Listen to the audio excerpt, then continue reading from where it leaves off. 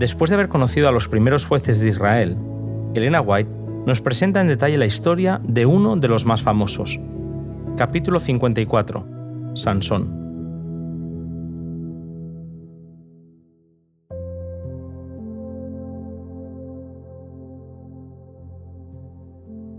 En el seno de la familia de Manoah, de la tribu de Dan, nacería un niño por medio del cual Dios humillaría el poder de los terribles filisteos. A la mujer estéril de Manoah se le apareció el ángel del Señor para prometerle el nacimiento de un hijo que libertaría a Israel. Se le dijo a la mujer que su hijo no bebería ni vino ni sidra y tampoco comería cosa inmunda. Además, se le dijo que no se le debía cortar el pelo, pues sería consagrado a Dios como nazareo desde su nacimiento. Las mismas instrucciones le fueron repetidas posteriormente a Manoah, que debía ayudar a su esposa a mantener los mismos hábitos que después caracterizarían a su hijo. La responsabilidad de la madre era sagrada y su responsabilidad era compartida por el padre. Los padres transmiten a sus hijos sus propias características mentales y físicas, su temperamento y también sus apetitos. Elena White fue pionera en afirmar que la intemperancia de los padres tiene efectos negativos en los hijos. Los padres son responsables en alto grado de la realidad de sus hijos, pero muchos han considerado livianamente el efecto de las influencias prenatales. Además de cuidar su salud y sus hábitos, Manoah y su esposa debían cuidar la educación y la formación de buenos hábitos por parte de su hijo. Como nazareo, tendría la prohibición absoluta de usar vino y bebidas alcohólicas. Él no comería nada inmundo que pudiera afectar su salud. El consumo de animales inmundos no favorece la salud de los que deciden comer este tipo de carne. La verdadera temperancia nos enseña a abstenernos por completo de todo lo perjudicial y a usar moderadamente lo que es saludable. El cuerpo debe servir a la mente y no la mente al cuerpo. Llegado el tiempo, se cumplió la promesa y nació Sansón. Desde su infancia se hizo evidente que poseía una extraordinaria fuerza física. Su cabello largo evidenciaba que era nazareo y de esa condición dependía su fuerza. Sansón se relacionó con los idólatras y se corrompió. Desarrolló amistades en su juventud cuya influencia oscureció el resto de su vida.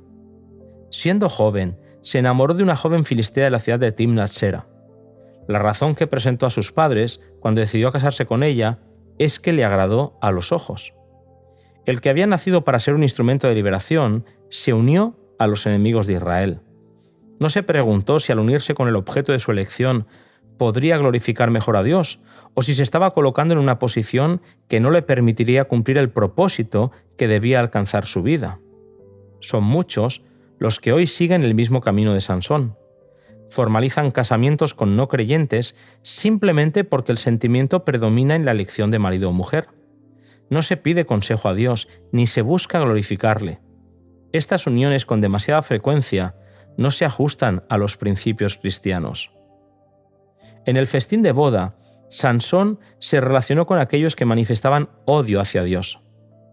Relacionarse con ellos implicó amoldarse a sus costumbres. Antes que acabar el banquete, la mujer había traicionado la confianza de Sansón y éste se alejó enojado. Cuando volvió, la encontró casada con otro y en su enfado devastó todos los campos y viñedos de los filisteos que asesinaron a la que había sido brevemente la esposa de Sansón.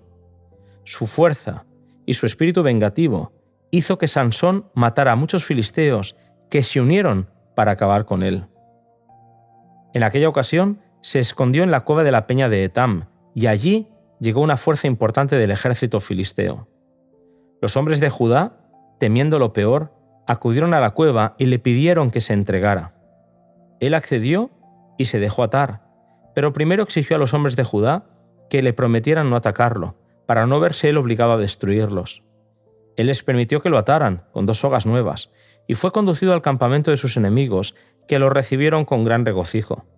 Entonces el Espíritu de Dios vino sobre él y con una quijada de asno dejó 1000 filisteos muertos en el campo. Después de su victoria, los israelitas hicieron juez a Sansón y gobernó a Israel durante 20 años. No aprendió la lección y de nuevo se dirigió a Gaza para visitar a una ramera de aquel lugar. Los enemigos supieron que estaba en el interior de aquella ciudad amurallada y cerraron las puertas para que no pudiera escapar. Estaban seguros de su presa y solo esperaban el amanecer para completar su triunfo. Pero aquella noche, Sansón se despertó molesto por su conciencia y cuando vio la situación, fue a la puerta de la ciudad y la arrancó de su sitio, llevándola a la cumbre de una colina en el camino a Hebrón. Sus continuos problemas no le hicieron cambiar de actitud. Los placeres sensuales lo atraían hacia la ruina. De nuevo, se enamoró de una mujer llamada Dalila, que vivía en el valle de Sorek, famoso por sus viñedos. Sansón ya había violado el mandamiento de no consumir vino y se alejaba de la pureza con la que había sido llamado. Los filisteos se propusieron acabar con Sansón por medio de Dalila. Intentarían averiguar el secreto de su gran fuerza y la sobornaron para que ella lo pudiera descubrir. Dalila le preguntó por el secreto de su fuerza y él le mintió en varias ocasiones hasta que su alma fue reducida a mortal angustia.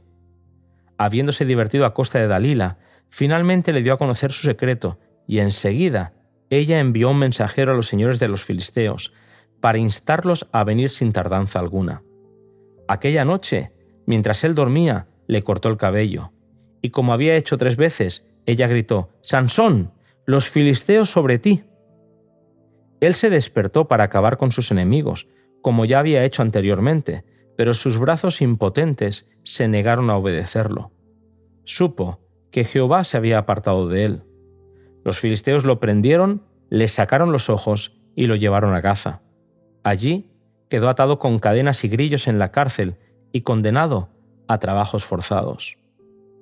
Sansón había violado poco a poco las condiciones de su sagrada vocación y ahora estaba débil, ciego, encarcelado y humillado. Dios había sido paciente, pero cuando traicionó el secreto de su llamado, se apartó de él y lo abandonó. Su poder no estaba en su cabello, sino en su lealtad, pero cuando abandonó el símbolo, perdió también para siempre las bendiciones que representaba. En su debilidad y sufrimiento, aprendió y se arrepintió. A medida que el pelo crecía, le volvía gradualmente su fuerza, pero sus enemigos, considerándole como un prisionero encadenado e impotente, no sentían aprensión alguna. Ellos daban mérito de su victoria a sus dioses y decidieron hacer fiesta en honor de Dagón, el dios pez. Multitudes llenaron el templo para celebrar y regocijarse. Sonaba la música mientras celebraban un gran banquete. Entonces, como trofeo culminante, se hizo traer a Sansón y todo el pueblo y sus príncipes se burlaron de su condición miserable. Después de un rato, como si estuviera cansado, Sansón pidió permiso para descansar apoyándose contra las 2 columnas centrales que sostenían el techo del templo.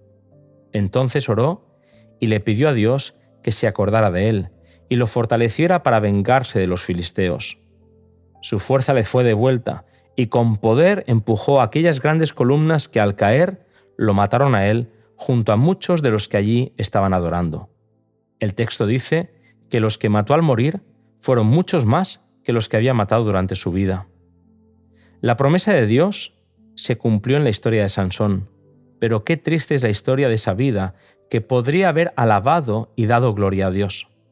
Si Sansón hubiera sido fiel, habría honrado y ensalzado, pero cedió a la tentación y traicionó su llamado. Finalmente cumplió su misión en la derrota, la servidumbre y la muerte. Físicamente, fue Sansón el hombre más fuerte de la tierra, pero en lo que respecta al dominio de sí mismo, la integridad y la firmeza, fue uno de los más débiles. Lo cierto es que quien se deja dominar por sus pasiones es un hombre débil. La verdadera grandeza de un hombre se mide por el poder de las emociones que él domina y no por las que lo dominan a él.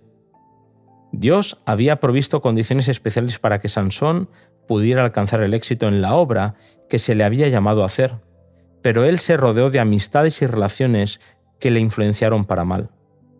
Los que mientras cumplen su deber son sometidos a pruebas pueden tener la seguridad de que Dios los guardará. Pero si los hombres se colocan voluntariamente bajo el poder de la tentación, caerán tarde o temprano. Aquellos mismos a quienes Dios quiere usar como instrumentos para una obra especial son los que con todo su poder Satanás procura extraviar. Nos ataca en nuestros puntos débiles y obra por medio de los defectos de nuestro carácter para obtener el dominio de todo nuestro ser, pues sabe que si conservamos estos defectos, Él tendrá éxito. Pero nadie necesita ser vencido. No se le deja solo al hombre para que venza el poder del mal mediante sus débiles esfuerzos. Hay ayuda puesta a su disposición, y ella será dada a toda alma que realmente la desee. Los ángeles de Dios, que ascienden y descienden por la escalera que Jacob vio en visión, ayudarán a toda alma que quiera subir hasta el cielo más elevado.